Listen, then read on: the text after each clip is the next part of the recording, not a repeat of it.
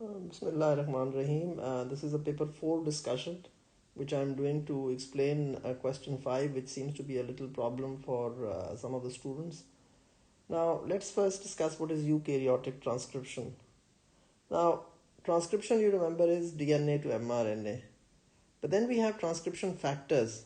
Now you can see here there's an enhancer, there is a activator, there is a Tata box, there's a transcription factor, RNA polymerase, transcribed region, and then there's the mRNA synthesis. Now, what we need to understand is that general transcription factors they don't always bind to any, they can bind to the promoter region as well. So, before every gene, there's an operator region and a promoter region. Sometimes they don't. You have to understand transcription factors are very variable and they're very, very different. So general transcription factors bind to the promoter region of the gene. So there's an area before it which is called the promoter, and then an area before it which is also called promoter, operator. Then RNA polymerase 2 then binds to the promoter to begin transcription at the start site. Now what are enhancers? Now enhancers are DNA sequences to which specific transcription factors activators bind to increase the rate of transcription. You see, certain enzymes, certain proteins are needed in certain point in time of that organism. Now you studied that in the lac operon, but of course it is very, very variable. So you're going to get questions which are going to really check whether you've understood this or not. Now if you look here at this diagram, what are transcription factors? A protein that binds to specific DNA sequence to modulate the transcription of DNA to mRNA. Transcription factors bind to either enhancer or promoter regions of DNA adjacent to the gene. So it means there's a gene and then adjacent to it is a promoter or enhancer region. Can act as activators or repressors. Multiple transcription factors usually act on a single promoter or enhancer. And approximately 10% of the genes in the human genome code for only transcription factors. Because you see, this is going to regulate. We're not going to waste amino acids in the body. So this is going to regulate when a protein is needed. Like you just have a drink of water, why should pepsin be released from the stomach? But if you have meat or fish or eggs, well then pepsin and then trypsin from the pancreas should be released. So this is how we try to understand this. Then we come to another diagram which I'm just giving it to you so that you all can just build up this concept. Some transcription factors activate transcription. For instance, they may help the general transcription factors and or RNA polymerase bind to the promoter as shown in the diagram. Now in this diagram you can see there's an activator. There's a binding site for this activator on the DNA. Then the activator helps the general transcription factors and RNA polymerase assemble. And transcription starts. So this is just an overview of the transcription factors, and then I'm going to go to question 5 in the paper 4-2 of June 2020, of course the exam which was never held. First of all, the art of doing the paper 4 is that you read the question very carefully and you read it about 3 times and you underline the keywords. Now if you look at question 5, which I believe is you're finding it very difficult. Yeast cells respond to changes in glucose concentration. Now read the question. Yeast cells respond to changes in glucose concentration. So glucose rises, they respond. It decreases, they respond in their environment. So we're talking of yeast cells. And please remember, yeast is a eukaryote. By using transcription factors to switch off genes. So a yeast cell is placed in a glucose solution. If it's placed in a galactose solution, if it's placed in a lactose solution, it's not really the deciding, it's just the environment it gets. So it can switch on or off genes. So, but they have told you it is responding to glucose concentration. Now when glucose is present, for instance, we take this yeast and we place it in a glucose solution. Now there is MIG1 transcription factor binds to the promoter of 5 genes. So in the DNA, we have 5 genes. 1, maybe a little head, 2nd, maybe a little head, 3rd, maybe a little head, 4th, and then maybe a little head, 5th. So we have 5 genes in the DNA. So this is the DNA of a yeast cell. And please remember, yeast has chromosomes. So this must be on a chromosome. It's a eukaryote. It's not a bacteria. It doesn't have a loop of DNA. So it has chromosomes. So when glucose is present, MG1 transcription factors bind to the promoters of 5 genes. So this is number 1, this is number 2, this is number 3, this is number 4, and this is number 5. So 5 genes are going to be MIG1 binding to the promoters stops, represses transcription of these genes. So this transcription factor MIG1 binds to the promoters of these 5 genes. So there must be promoters here. Maybe it's just one, maybe there are many promoters, we don't have any idea. So there's a promoter here. And when it binds to it, it stops. So neither this enzyme is going to be made, nor this enzyme, nor this enzyme, nor this, nor this. So all these 5 enzymes or proteins are not going to be made. So MIG1 binds to the promoter, stops, represses transcription of these genes. So these 5 genes do not work and are not going to make any proteins. The genes that are expressed by MIG1 code for 5 enzymes that allow yeast cells to metabolize the sugar galactose when glucose is absent. You see, if you place the yeast in glucose, why should it waste its amino acids and make an enzyme which it doesn't need? So if you place it in galactose, the genes are repressed by MIG1 code for the 5 enzymes that allow yeast cells to metabolize the sugar galactose when glucose is absent. So if glucose is not present in the solution, then why should it make these, if glucose is absent and galactose is present, only then it will need these enzymes. So first, make it a habit to read the question, do a little diagram, underline the words, circle the words, think of the question, what they're asking you, and then proceed. Now it says complete table 5.124, chemical differences between a transcription factor such as MIG1 and a promoter. Now a transcription factor is a protein. So all you had to give me was protein and DNA. Promoter is a region on the DNA just before the gene. So transcription factors are those, like you remember we did in lac operon, lac repressor protein. Lac repressor protein used to bind to a certain area so that then those enzymes were not made when the bacteria are placed in lactose. Only then that lac repressor protein would then leave and would be made. So you have to understand, they asked you a very simple thing. They said, okay, do you know this? Then do you know that 3 chemical differences between a transcription factor such as MIG1 and a promoter? You can say I've completed this table for you.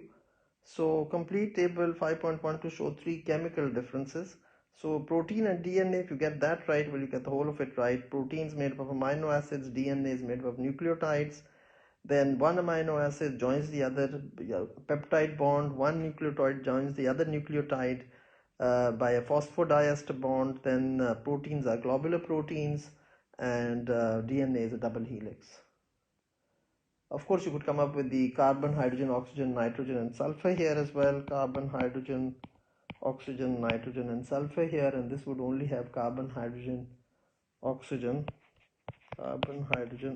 nitrogen and phosphate.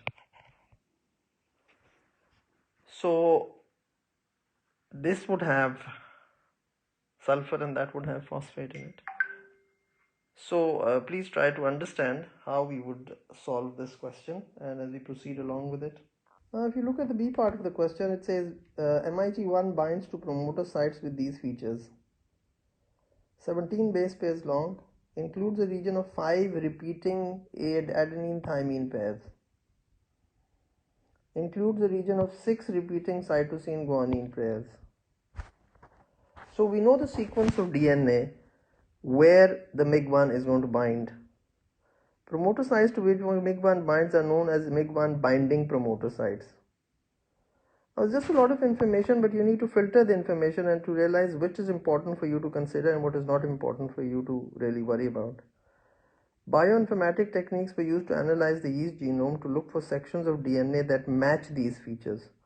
You see, bioinformatics is all that database in which we have math, stats, and computers, in which we store data of each and every organism, whether it's a eukaryote or a prokaryote, and then we look at how the DNA base sequences are present in each and every organism.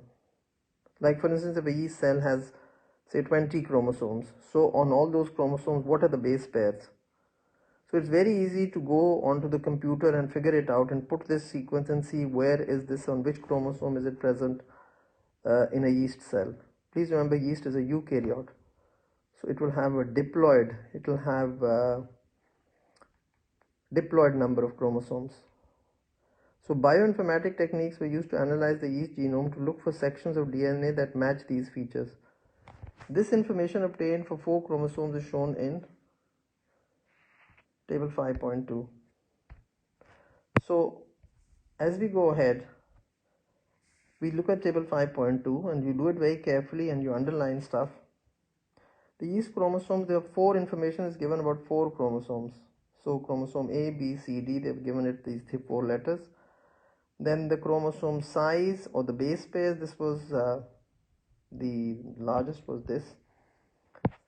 So you just go through it, then this, then so 15 lakhs, 8 lakhs, 3 lakhs and 2 lakhs. So just go through the figures.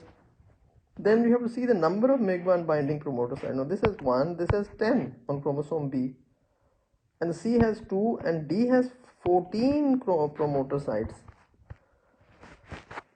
So this is some sort of a additional information which they give you, is that these 4 chromosomes have a variable number. They don't have the same number. They're not all say 5 or 6 or maybe just some. One is A1 only binding site.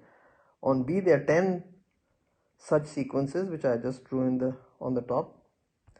So this is the sequence that we're looking at. And so explain why bioinformatic techniques were used to obtain the information in table 5.2. How did we get this information? Is okay, chromosome A there's only one MIG1 binding site, on B we have 10, on C we have 2, and on D we have 14. So how did we figure this out? Now you can see why bioinformatics techniques were used, because the sequence we know. We already know the sequence. So we know the sequence and you can search from a large database. Because you see, what do bioinformatics do? Bioinformatics people are computer experts, and they store that data and they keep all that data and information, and you can easily access that. Maybe sometimes you have to pay for a certain accessibility, and then you get it that okay, this base sequence is present in how many chromosomes of the yeast cell.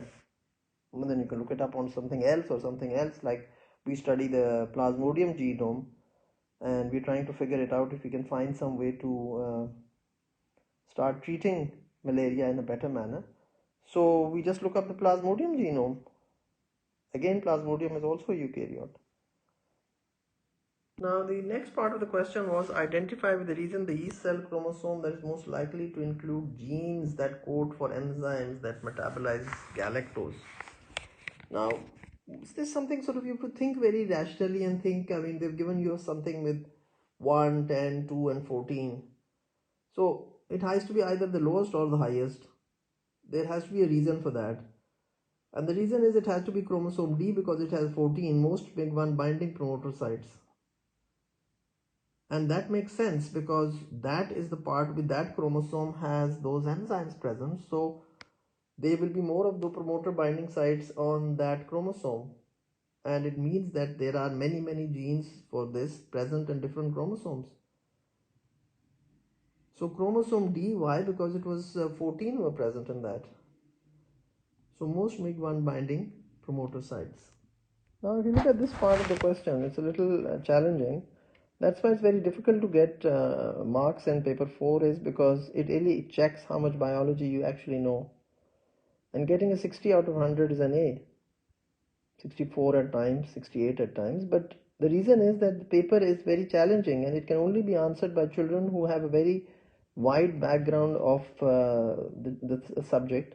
and they can put their, you may not have studied any of this in school, but if the information at the background, and the background information that you have, you've got to put it now to test to see how you answer these questions. Now MIG1 binds to 27 promoters on these 4 chromosomes. Yeast cells also have other chromosomes where MIG1 binds to additional promoters. 5 different enzymes coded by 5 genes must be made for yeast cells to metabolize galactose. Suggest reasons why an individual yeast cell has a larger number of MIG1 binding promoter sites than the expected number of 10. Why is it saying 10? You see 5 genes on one pair. You see we have chromosomes in pairs. So 5 on one and then 5 on the other, homologous pair. So this is one chromosome and this is the other homologous pair. So you have 5 here and you have 5 here. So you have to understand is that you have a pair of homologous chromosomes containing the gene. Just like you remember alleles, like blood group, they're on a pair of chromosomes, so IA, IO or IA, IB. Now it says, suggest reasons why an individual diploid yeast cell has a larger number of MIG1 binding promoter sites than the expected number of 10. So because 5 genes would have 5 MIG1 promoter binding sites, 5 on one, 5 on the other pair, so one homologous pair of chromosomes. When you look at the answer, it makes sense is that MIG1 regulates genes involved in other pathways. Maybe it is a promoter for other pathways as well, for maybe metabolizing some other sugar as well. And it is there present. So MIG1 regulates genes involved in other pathways. Now you can see this is one mark scheme point. And then the second mark scheme point is there could be several copies of these 5 genes on different pairs of chromosomes. So please, when you're doing the paper 4, you're doing it with a lot of thought and you're doing it with a lot of background information, and you have to put your mind and soul to it and understand the question and then think of a possible answer. And then we come to the last part of this question. The repression of genes involved in galactose metabolism in yeast is similar to events at the lac operon in the bacterium E. coli. Explain how E. coli represses the production of proteins needed to metabolize lactose sugar. How E. coli represses the production of proteins needed to metabolize lactose sugar. Now you can see there's 6 marking scheme points, and in order to get your 3 marks, you have to give me any 3 of these. Now sometimes you maybe know it, but you don't know how to word it. So you can always do a little diagram to explain what you mean to imply. But please remember, in bio, English is very, very important. And if your biological English is incorrect, well, I'm sorry, you're not going to get very good marks. So you have to look at mark schemes, learn those mark schemes, and then, come up with answers which are very relevant. So explain how E. coli represses the production of proteins needed to metabolize lactose sugar. Number 1, production of a repressor protein, the lac repressor protein. Then the repressor protein binds to the operator. Here in this case it binds to the operator, but in the earlier part of the question you saw it was a transcription factor was binding to the promoter. Then when it binds to the operator, it prevents the RNA polymerase binding to the promoter. So if the RNA polymerase cannot work, it means mRNA will not be made. Your OS level needs to be revised if you don't remember DNA to mRNA. So prevents RNA polymerase binding to promoter. Then structural genes are not transcribed. LAC Z, LAC Y, LAC A will not be made. So those 3 enzymes will not be made. These are called the structural genes. Repressor only binds when lactose is not present. So there's no lactose. So these 3 enzymes are not needed by the bacteria. So it should not make these enzymes. It's going to waste its amino acids. So repressor only binds when the lactose is not present. As soon as you put in lactose, you take the same bacteria, put it in lactose, the lactose binds to the lac repressor protein, changes its shape and it moves away. And the 3 enzymes are going to be made so that the bacteria can use the lactose. Then the last point is, now you see The first point was production of a repressor protein. Second was repressor protein binds to operator. Third was prevents RNA polymerase binding to promoter. Fourth was structural genes not transcribed. Fifth was repressor only binds when lactose not present. And sixth was regulatory gene codes for the repressor protein. Now I would ask you all to remember this. Write this down. You have to memorize it because you maybe know it, but if you don't know how to word it, then you can't get any marks. This is something which is very textual. This is a very direct question. This is not a very difficult question. It's a very direct question, and the direct questions are 30% of the paper is direct questions. Now let's look at question 6. Again, it's a little challenging because you see they use words which are a little difficult English. Some of you struggle with that. Thyrotoxic myopathy is a neuromuscular disorder caused by overproduction of the thyroid hormone thyroxine. One of the main symptoms of TM is muscle fatigue. Figure 6.1 outlines the effects of overproduction of thyroxine on striated muscles. Increase in concentration of thyroxine in the blood causes an increase in the concentration of cyclic AMP in muscle fibers. Increase in release of calcium ions in muscle fibers, increase in muscle contractions and muscle fatigue.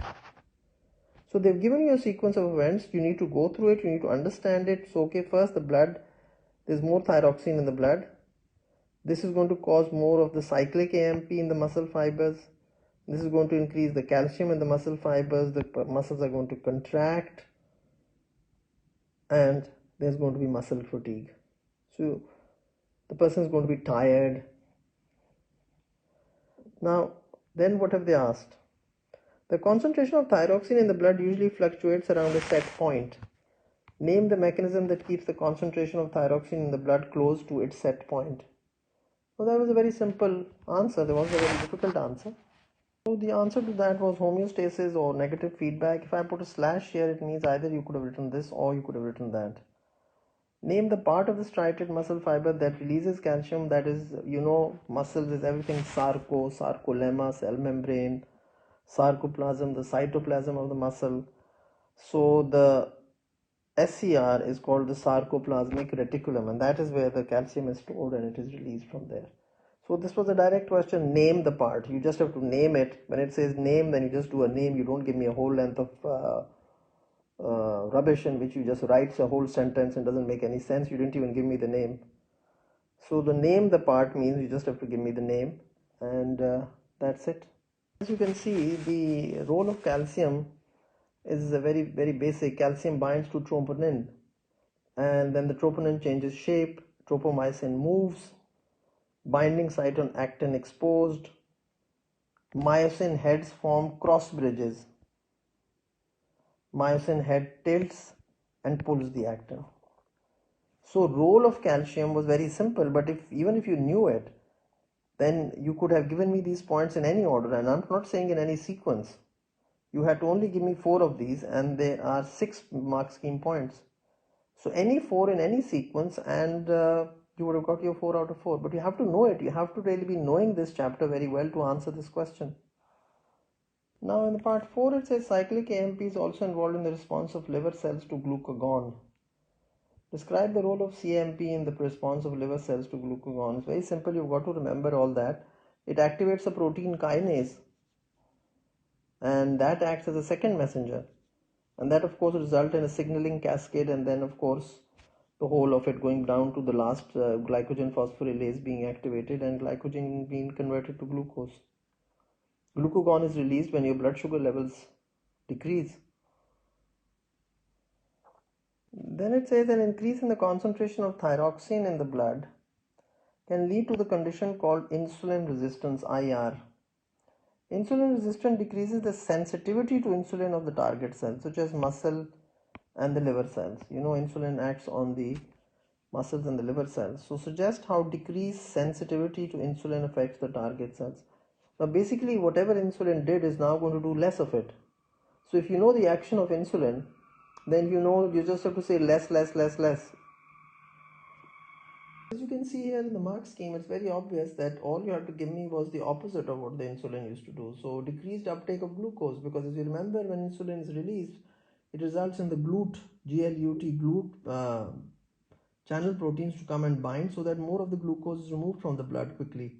So decreased uptake of glucose liver cells नहीं लेंगे, जो normally लेते थे वो नहीं लेंगे. So decreased uptake of glucose. Then decreased formation of glycogen. Now that is called glycogenesis. So making up of glucose is called glycogenesis. So decreased glycogen formation. So there will be less glycogen in the liver cell store right now. Then decreased glucose will be respired in the body cells because increases the glucose respiration. So ATP is stored in the cells. And then of course, as you know, if you eat a lot of starch and the glucose levels are high, then ultimately the glucose is used and then stored, and then of course it's converted to fat. So this will of course affect the change in fat metabolism also, because then it will not be easy to store it as fat. So changes in the fat metabolism. So out of these 4 mark scheme points, you have to give me any 3 in any sequence, and you completed your question on this part.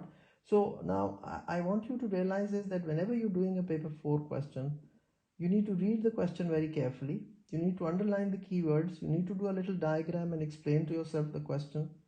And you can do the rough work on the paper. Please don't think you can't do any rough work on the paper, and you can write your answer in points. Nowhere in the exam does it say, please do not write the answer in points or write in proper paragraphs. I mean, I usually write like this to explain to you all that, think in points. If it's a 3 mark question, think of 3 points which will be relevant and which will get you your at least 2 out of 3.